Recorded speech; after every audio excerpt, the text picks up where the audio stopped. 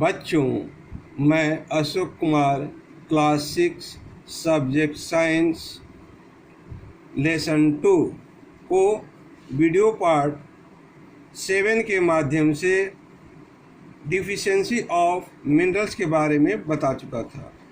आज मैं video part 8 के माध्यम से आगे का टॉपिक पढ़ाने जा रहा हूँ। डू यू नो, क्या आप जानते हैं, bones and teeth are made of calcium phosphate.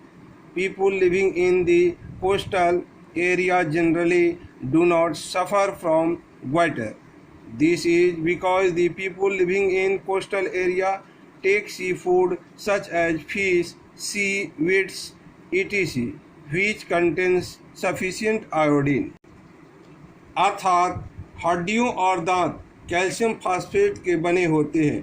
तटीय क्षेत्रों में रहने वाले लोग आमतौर पर ग्वाइटर से पीड़ित नहीं होते हैं।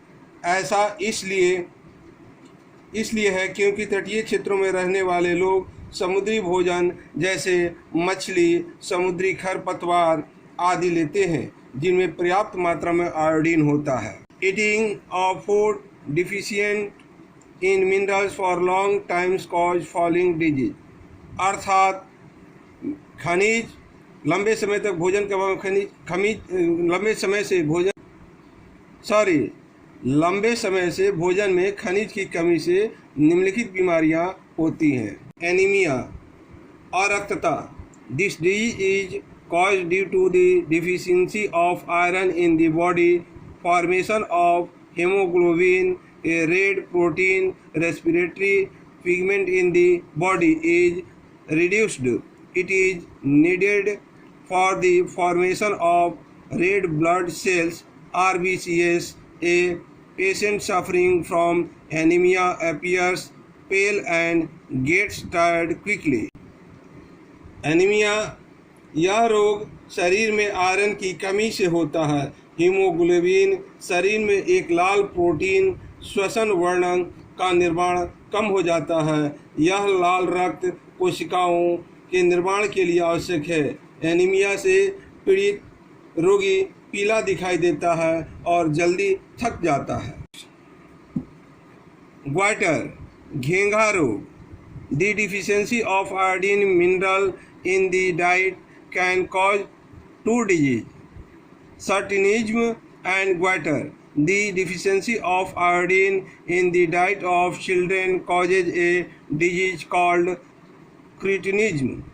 Cretinism means feeble mindedness.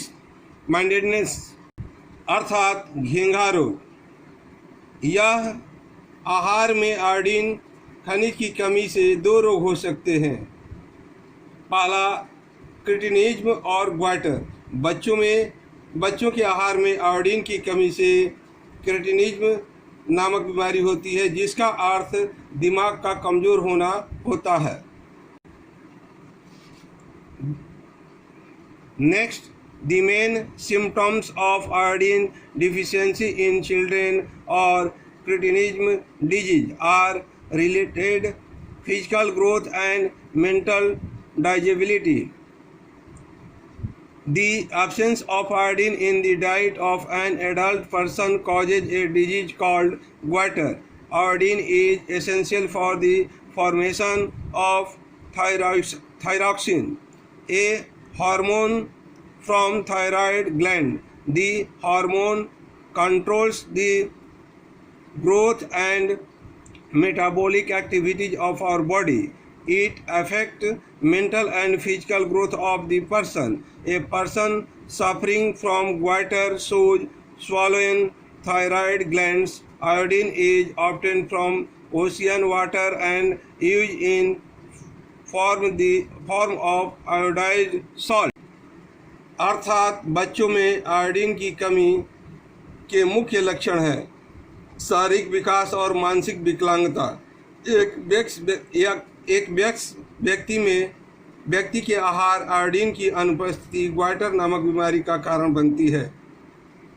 Thyroxine, thyroid ग्रंथि से एक हार्मोन के गठन के लिए आयोडीन आवश्यक है। यह हार्मोन हमारे शरीर की वृद्धि और पाचन गतिविधियों को नियंत्रित करता है। यह व्यक्ति के मानसिक और शारीरिक विकास को प्रभावित करता है। ग्वाइटर अर्थात घेंघा रोग से पीड़ित व्यक्ति थायराइड ग्रंथियों में सूजन हो जाता है। लवणयुक्त समुद्र के लवणयुक्त पानी से प्राप्त होता है और युक्त नमक के रूप में उपयोग किया जाता है। Next, rickets and osteomalacia. These diseases are caused due to deficiency of calcium and phosphorus in the diet. Rickets occurs in small children while osteomalacia occur in adults. Bones become soft and their deformities occur. That's why legs become bow-shaped. Loss of teeth may also occur. अर्थात rickets और ओस्टोमलेशिया ये रोग आहार में calcium और phosphorus की कमी के कारण होते हैं। रिकेट्स छोटे बच्चों में होता है जबकि ओस्टोमलेशिया वयस्क में होता है। हड्डियां मुलायम हो जाती हैं और उनकी विकृति हो जाती है, इसलिए पैर धनुष के आकार के हो जाते हैं। दांतों को भी नुकसान हो सकता है। In osteomalacia softness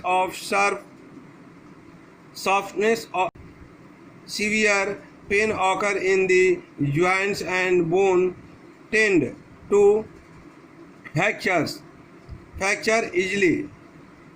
Cure of this disease is mainly by eating animals fats, butter, milk, ghee, oil, etc. अर्थात ओस्टोमलेशिया में जोड़ों में कोमलता और गंभीर दर्द होता है और हड्डी आसानी से फ्रैक्चर हो जाती है। इस बीमारी का इलाज मुख्य रूप से पशु वसा, मक्खन, दूध, घी, तेल, जर्दी आदि खाने से होता है। नेक्स्ट, अगले वीडियो में आज यहीं तक। धन्यवाद।